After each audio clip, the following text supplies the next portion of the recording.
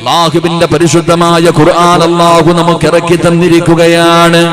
ഒരു മുസ്ലിമിനെ കണ്ടുപഠിക്കുവാൻ, ഒരു മുസ്ലിമെ ഈ ഖുർആൻ പറയുന്നത് പോലെ വേണം ഒരു മുസ്ലിം ജീവിക്കാൻ.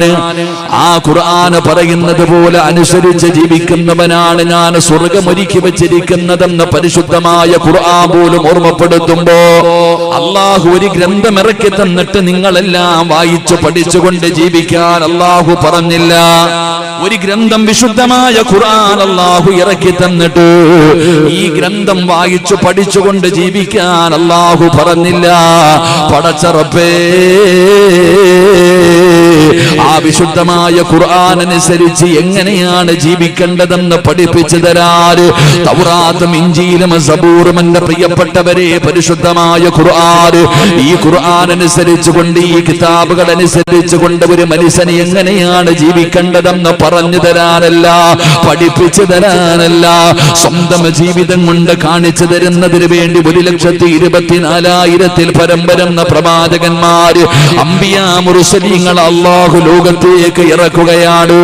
എന്റെ പ്രിയപ്പെട്ടവരെ പരിശുദ്ധമായ ഖുർആൻ അല്ലാഹു ഇറക്കി തന്നിട്ട് ആ ഖുർആൻ അനുസരിച്ച് എങ്ങനെയാണ് ഒരു മുസ്ലിം ജീവിക്കേണ്ടതെന്ന് പഠിപ്പിച്ചു തരാൻ, കാണിച്ചു തരാൻ ആദരവായ പ്രവാചകൻ നബി മുഹമ്മദ് മുസ്തഫ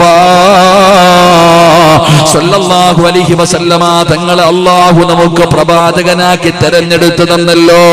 ആ പ്രവാചകന്റെ 23 വർഷക്കാലത്തെ ജീവിതം കൊണ്ട് ഒരു മുസ്ലിം എങ്ങനെയാണ് ജീവിക്കേണ്ടത്, എന്താണ് ഖുർആൻ പറയുന്ന ജീവിതം എങ്ങനെയാണ്, അല്ലാഹുവിന്റെ ദീൻ പറയുന്ന ജീവിതം എങ്ങനെയാണ്, അല്ലാഹുവിന്റെ പ്രവാചകന് സ്വന്തം ജീവിതം കൊണ്ടവിടെന്ന് കാണിച്ചു തരികയാ. എന്റെ പ്രിയപ്പെട്ടവരെ, അല്ലാഹുവിന്റെ പ്രവാചകന്റെ പ്രിയപ്പെട്ട ഭാര്യയായ ആയിഷ ബീബി റളിയല്ലാഹു തആല അൻഹാ അല്ലാഹുവിന്റെ റസൂലിന്റെ ഭാര്യയാണല്ലോ. ആയിഷ ബീബി റളിയല്ലാഹു തആല അൻഹയോട് അവിടുന്ന് ചോദിക്കുന്നു, ആയിഷ, നിന്റെ ഭർത്താവിന്റെ സ്വഭാവം എന്തായിരുന്നു ആയിഷ? ഒരാളെ കുറിച്ച് അറിയണമെങ്കിൽ അവന്റെ മാതാപിതാക്കളോട് ചോദിച്ചാൽ അറിയില്ല, അതാ കൂടപ്പിറപ്പുകളോട് ചോദിച്ചാൽ എല്ലാം അറിയില്ല.